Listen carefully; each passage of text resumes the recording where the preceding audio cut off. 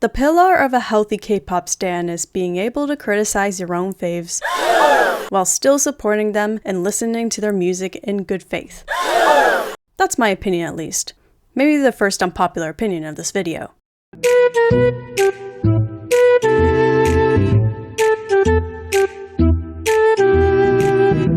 Unpopular K-pop opinions on YouTube have developed a bad reputation because drama channels tend to disguise their unsolicited hate and bullying as an opinion. According to these channels' logic, brutally honest equals I can be as uninformed and hateful as I please and no one can get mad.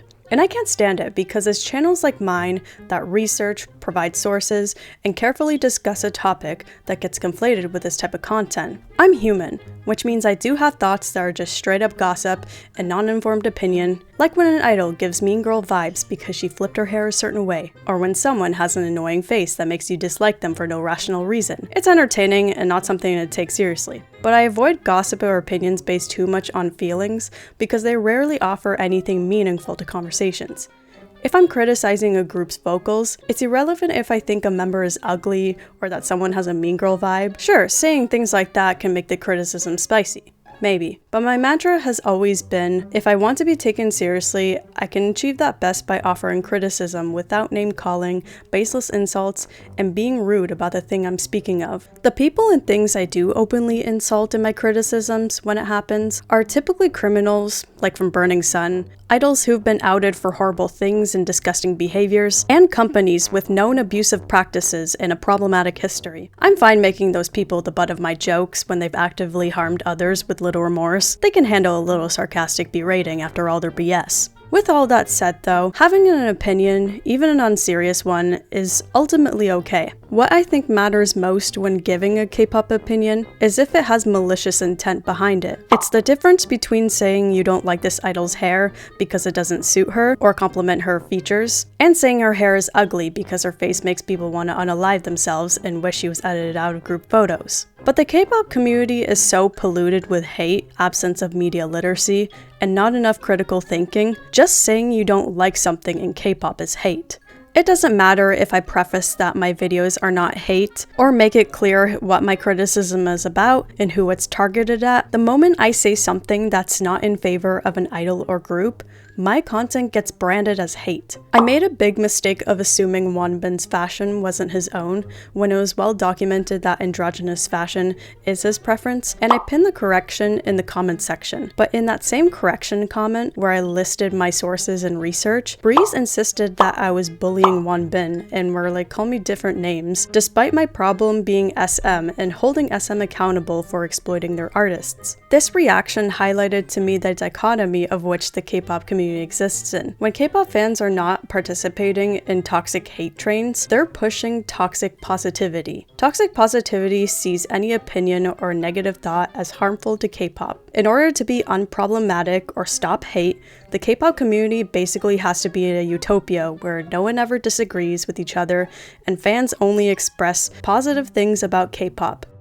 That totally sounds like a fun community to be part of. Debate, discourse, and conversations exist in everything, and we cannot eliminate them just because trolls and idiots with nothing better to do with their time exploit those conversations for attention. I'm not responsible for how toxic fans interpret my videos. They will find something in my words to push hate, no matter what I say, because they made that their job. Hold the toxic and hateful fans accountable. They're the ones actually committing the harm. Jaejoong stans bashing Wonbin's looks on X and vice versa have nothing to do with me. I've never called Wonbin ugly for resembling Jaejoong. This is toxic stans finding another excuse to act like pieces of shits. Blaming me for bad fandom behavior because of my video is the equivalent of a person grossly catcalling me and then saying it's my fault because I wore a top that exposed my shoulders. My goal for this channel is to normalize level-headed discourse about K-pop, to say an opinion or make an analysis without the gossipy name-calling and unnecessary personal feelings that have nothing to do with the topic. In writing this, I found out there's actually a name for this type of flawed criticism. It's called an ad hominem. If you ever want to call out a toxic stan, don't kill them with kindness, kill them with intelligence. Now it's time to give my unpopular opinions about my own faves, TVXQ. Occasionally I get comments that criticize me for being too biased to my favorite groups, implying that my critiques aren't valid. Bias is an inherent part of any critique. I won't pretend I can absolutely get rid of that, but I do my best to evaluate topics for what they are. If TVXQ didn't have impressive vocals at debut, I wouldn't maintain that claim. I don't blindly hype up TVXQ or any of my faves for the sake of it, so I'm taking this chance to show that nobody's safe from criticism. If there's something I don't like or disagree with, I'm calling it out no matter who it is.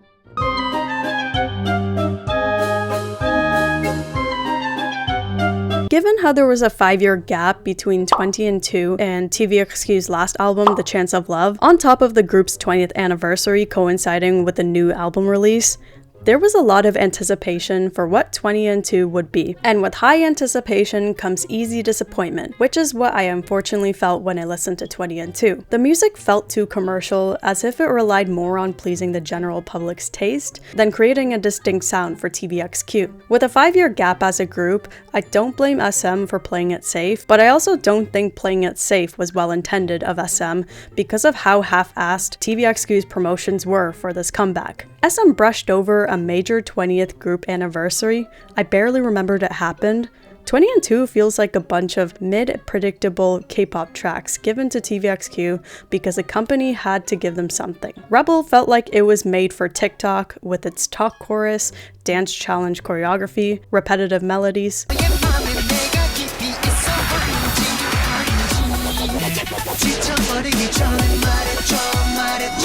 Watch out!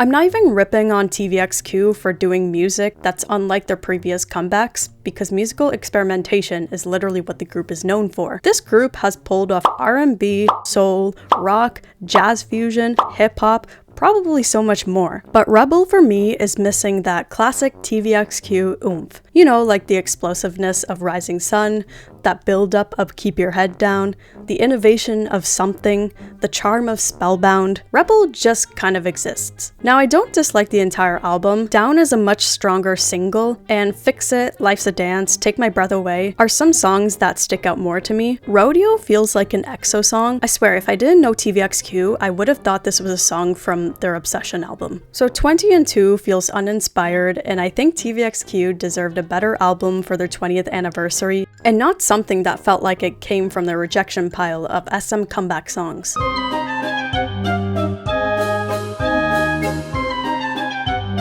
Junsu. My guy.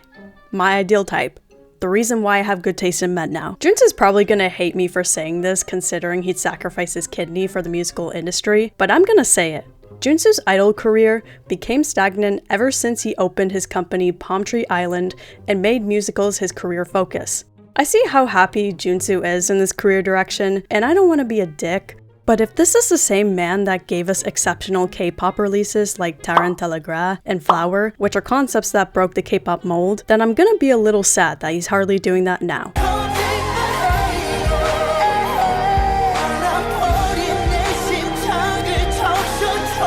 He focuses so much on musicals now, he hasn't had a full album since 2016. Where it started getting on my nerves though is the fact that in the last 2 years, we've only gotten 2 single releases. Not many albums, just 2 singular songs, and both of them are ballads.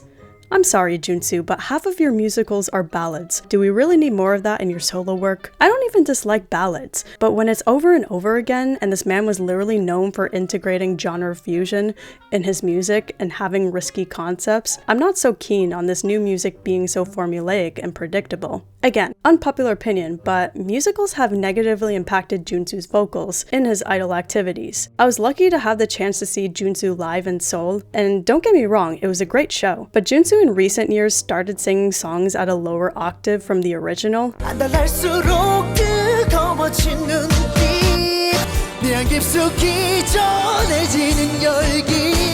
In general, I really dislike when singers do this because high notes often act as the climax in the song. So if a song is built around that and you change it, you kill the build-up and it feels underwhelming. For Junsu's case, I really don't like it because I know he can sing in this key, he just reserves it for his musicals. And I think that's unfair to his fans who see his concert. He shouldn't sacrifice performance quality just because he's packed so many schedules in his musical activities, and now he has to pick a side for where he'll sound optimal. He doesn't sound terrible when he changes key, but I want to hear Beautiful Thing for what it is.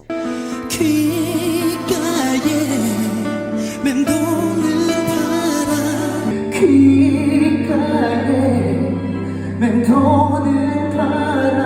rarely sings it. It was his 20th anniversary. I want to hear that high note gold and not be blueballed by a half-assed lower octave.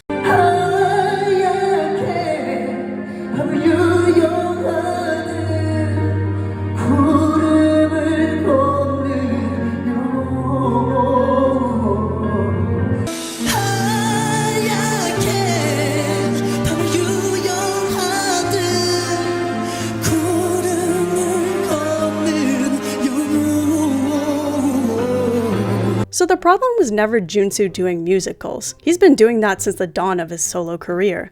It's how he made it the focus of his career. He sacrificed quality and artistry in his solo music as a result of it. Obviously, I don't want Junsu to feel forced to do more idol music, and he can do whatever he wants at the end of the day. As a fan though, I'm not obligated to like it, and I'm allowed to miss certain things that made me his fan. Jaejoong is doing really well in his idol activities, and I see so much potential for Junsu if he just made a comeback. If he has just one K-pop comeback with R&B music, that will probably be enough to shut me up and he can go right back to musicals.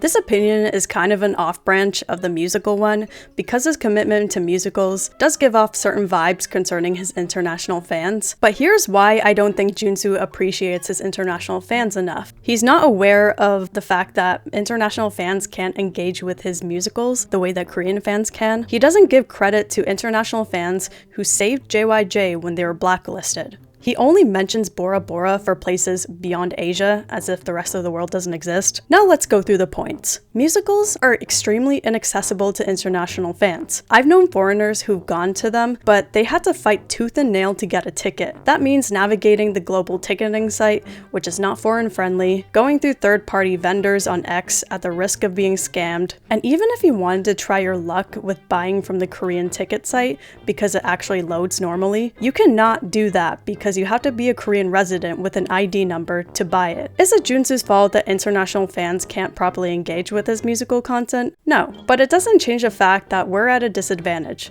With his solo music, it's still hard to see his concerts if they're limited to Asia, but we could still consume his music and content because it's released to everyone. One frustrating thing about Junsu is how much he credits the musical industry for the career he has now. Junsu talks about the musical industry like it's Jesus who pulled him out of the blacklisted gutter and showed him the way, and now the Lord calls him to spread the word of Dracula. I'm not doubting the significance of the musical industry for Junsu's career. They did give him a chance and he's been very successful in it, but he seems to forget that international fans are the major reason why JYJ could still perform after their blacklisting. When they were barred from TV in Korea and Japan, the Western market embraced them. Hey,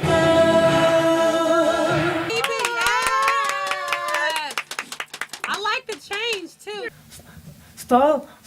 Oh, it's okay. Started treating me Treating me strange. Yeah. Sure, they weren't as big there, but they still had a platform and landed Billboard on their name alone. They were able to tour globally because of their international fan support. And interestingly for Junsu, his first concert tour was a global one, which goes to show the impact of international fans when he was starting out solo. Not to mention all the collaboration he did with Western producers, artists, and people from the industry. So yeah, international fans did in fact save JYJ's music career when they had no place to go. I wish Junsu acknowledged that more during his 20th anniversary if he's gonna go on about who saved his ass during his hardest times. And when Junsu mentions Bora Bora, it doesn't mean he's taking a direct stab at international fans. He's not even talking about fans when he mentions the place. But it shows that he rarely gives much attention to anywhere that's not Bora Bora. This man has toured continents. It would be nice to hear about anecdotes from Europe or South America where JYJ were deeply beloved, but we rarely hear about any other country. Ultimately, when international fans have been a singer's rock during hard times, a little acknowledgement goes a long way, and that's what Junsu lacks. Do I still love the guy? Absolutely. But even my bias deserves criticism when something's not adding up.